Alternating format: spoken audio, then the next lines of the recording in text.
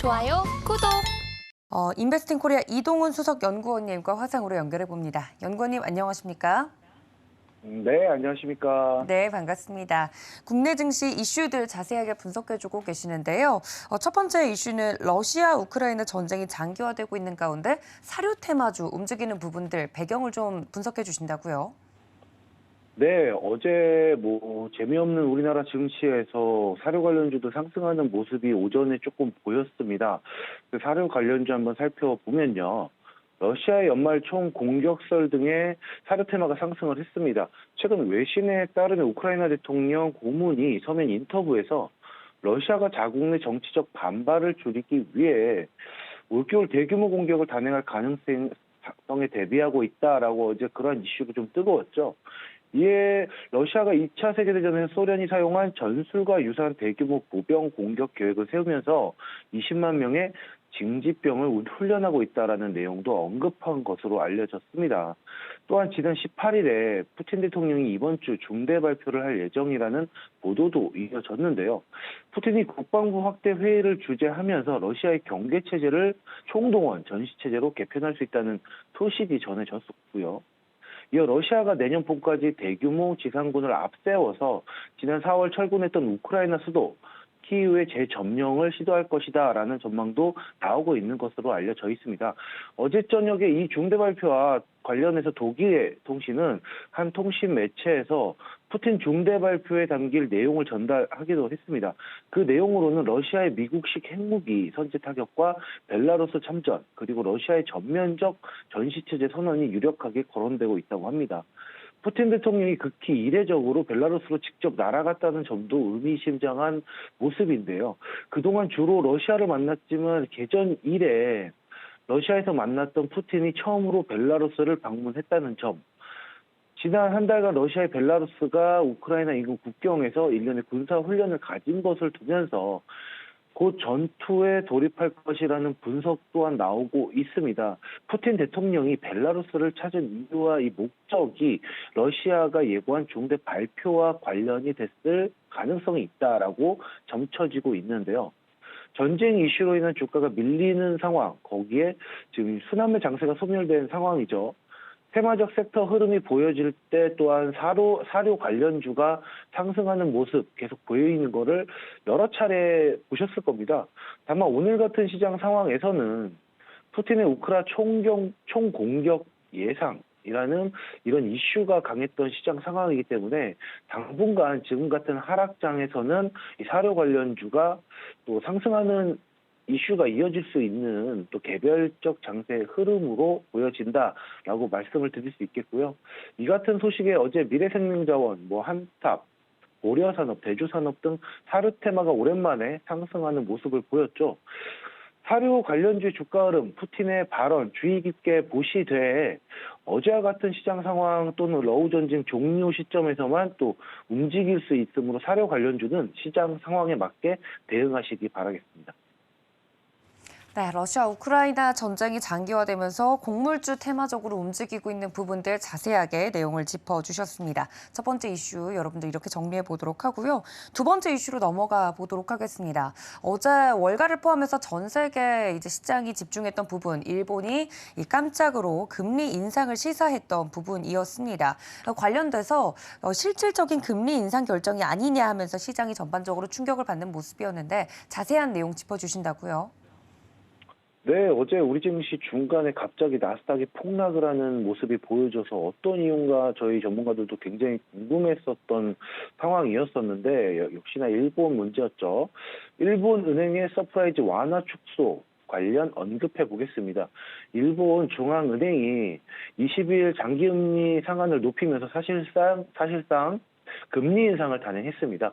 이에 금융시장은 충격에 휩싸였었죠. 엔화가 2% 넘게 급등을 했었고 도쿄 증시는 2% 넘는 낙폭을 그리면서 떨어졌습니다. 이틀 일정의 금융정책 결정회의를 마치면서 대규모 통화 완화 정책을 수정한다는 방침을 결정했습니다. 국채 수익률 곡선 통제 정책상에서 장기 10년 만기 금리의 변동 호영폭을 기존 0.25에서 0.5로 확대를 했다고 합니다. 장기 금리는 기존의 상한이 0.25% 수준이라는 점에서 상한이 올라가기 때문에 사실상 금리 인상을 단행한 것이죠. 이러한 결정 단행을 앞두고 일본 내부에서는 급격한 엔화 약세로 에너지와 식품 가격이 급등을 하면서 가계와 기업이 타격을 받으며 이에 대응하기 위한 것이다라고 풀이되고 있습니다. 하지만 통화 정책이 완전히 긴축으로 돌아선 것은 아닙니다. 단기 금리는 기존 마이너스 0.1%를 유지가 됐고요. 또 매월 매입하는 채권 규모도 7.3조 엔에서 9조 엔으로 확대가 됐습니다. 일본은행이 이날 정책 결정에 대해 통화 완화의 지속성을 향상하는 조치라고 설명을 했습니다. 이 영향으로 달러, 엔, 환율은 BOJ의 결정 직전 137엔디에서 결정 이후 우리 시간으로 어제 오후 1시 23분 기준 2.6% 급락하는 모습을 보이면서 4개월 만에 최고로 뛰었죠. 10년 만기 국채 금리가 BOJ 결정을 기준으로 오후 한때 0.25%에서 0.46%까지 약 3% 급락했다가 만회되었습니다. 니케이 지수 또한 2.46% 하락한 26,568.03에 마감을 했습니다. 이렇듯이 BOJ 이번 결정에 시장은 그야말로 충격에 출렁이는 모습을 보였는데요. 일본의 이러한 이슈로 인해 어제 미증시 급락하는 상황을 연출했었죠. 다만 우리은행 관련주, 우리나라 관련주들의 상승은 굉장히 돋보이는 모습을 보였는데 일본의 금리 인상 기조부대는 하는 총재의 또한 내년까지 금리 인상을 이어갈 수밖에 없다라는 이유도 함께 더 커졌기 때문에 어제 우리나라 은행 관련주 상승하는 모습을 보였습니다. 글로벌 증시의 영향보다는 현재 개별적 종목군 위주로 이어질 수 있음을 또한 조심스럽게 예측 한번 해봅니다. 네, 관련돼서 일본의 깜짝 금리 인상과 관련된 이슈 짚어봤습니다. 그렇다면 저희가 이 이슈들을 통해서 살펴볼 만한 특징적인 종목 좀 여쭤볼 텐데 어떤 종목을 보는 게 좋겠습니까? 네, 어제 은행 관련주 상승하는 모습에서 제가 푸른저축은행 한번 말씀을 드려보겠습니다. 푸른저축은행은 제2금융기관으로 예금과 대출을 주 업무로 하고 있죠. 서울 소재의 상호저축은행 저축은행법에 의거하면서 여신 및 수신 업무 등을 영위하고 있고요.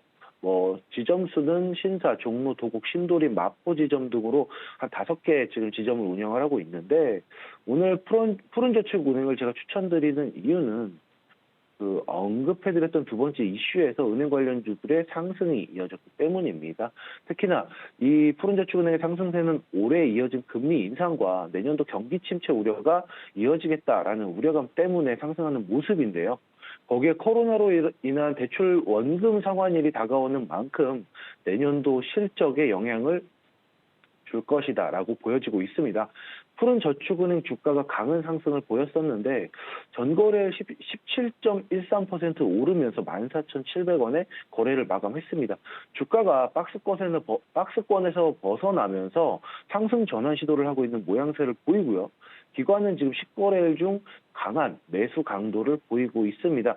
이렇게 주가가 강하게 움직이는 이유는 또 전일 이창용 총재가 긴축을 예고한 영향으로 풀이가 되고 있고요. 어제 이창용 총재가 2022년 물가 안정 목표 운영 상황 점검 설명회를 열면서 모두 발언을 통해 내년에도 물가가 중점을 둔 통화 정책을 운영하겠다. 그래서 이어나갈 필요가 있다라는 발언을 했습니다. 이 총재의 모두 발언에서 내년 중 물가 상승률이 상고 하저의 흐름을 나타내면서 점차 낮아지더라도 물가 목표 2%를 웃도는 높은 수준이 지속될 것이다. 라고 예상되는 만큼 물가에 중점을 둔 통화 정책 운영을 이어나갈 필요가 있다라고 말을 했습니다. 오랜만에 강한 상승세 이루어진 만큼 반짝의 상승세로 지금 보이지는 않고요. 오늘도 어제와 같은 상승세를 이루어진다면 그런 전제하에 진입가를 조심스럽게 예측을 해봅니다. 진입가는 14,000원, 목표가는 15,800원, 손절가는 12,700원을 제시해 보겠습니다. 네, 자세하게 이렇게 이슈와 연관된 종목 그리고 그 종목의 가격 전략까지 이야기를 들어봤습니다. 오늘은 푸른저축은행 자세하게 이야기를 해드렸고요. 연구님 그렇다면 저희 오늘장은 어떤 작전이 필요할까요? 네, 전일 국내 증시 한국은행이 물가에 중점을 둔 통화 정책을 이어가겠다라고 발표하면서 전일 미증시 하락 여파에 이어 이중으로 긴축 우려가 강화됐었죠. 국내외적으로 경기 침체는 심화되어가는 상황에 중국의 대출 우대 금리 4개월 연속 동결하겠다라는 발표, 거기에 일본은행의 정책 변경 시사까지 국제금리가 급등을 하면서 지수 낙폭을 키웠던 상황이었죠. 다음 주 국내 증시 배당락기를 앞두면서 배당 수익률이 비교적 높은 은행, 보험, 이런 금융업종의 매수세가 유입이 되면서 금융주 강세를 보였습니다. 또한 오늘 젤렌스키 우크라이나 대통령이 미국을 깜짝 방문한다는 속보가 들어왔습니다. 전쟁이 일어난 이후 처음으로 자국을 이탈했다는 이유가 왜 있을까요? 미 의회에서 우크라이나 긴급재난 지원 예산 표결을 앞두면서 그 상황에 그 예산안 표결 우크라이나 긴급재난 지원금이 무려 58조라고 합니다. 그러한 이유로 미 의회에서 연설까지 젤렌스키의 연설까지 이어진다고 하는 이 시점, 오늘 글로벌 증시 미국을 방문하는 젤렌스키의 언급으로 어떠한 종목들이 증시를 뜨겁게 달구는지 한번 지켜볼 필요가 있고 굉장히 기대가 됩니다. 자, 오늘은 어제와 같은 장세가 이어질 것으로 예상을 해보는데 이런 시장 상황에서도 올라갈 종목들은 올라가죠. 1,400개, 2,000개 가까이 어제 하락하는 종목들이 있어도 그 안에서 400개 이상 상승하는 종목들에서 또한 지금이 여러분들께서 바닥이다라고 생각을 하시고 있는 분들도 계실 거고 저가 매수 기회다라고 여기시는 분들이 계신다면 연말까지 시장 상황은 지금 눈치 보기 장세, 경계 심리가 가득한 장세라고 지금 보여지기 때문에 여러분들 유연하게 대응하시면서 개별적으로 좀 엉덩이가 가벼운 종목에 단타적인 접근으로 수익 내시는 그런 상황을 이어가셨으면 좋겠습니다. 좋아요, 구독!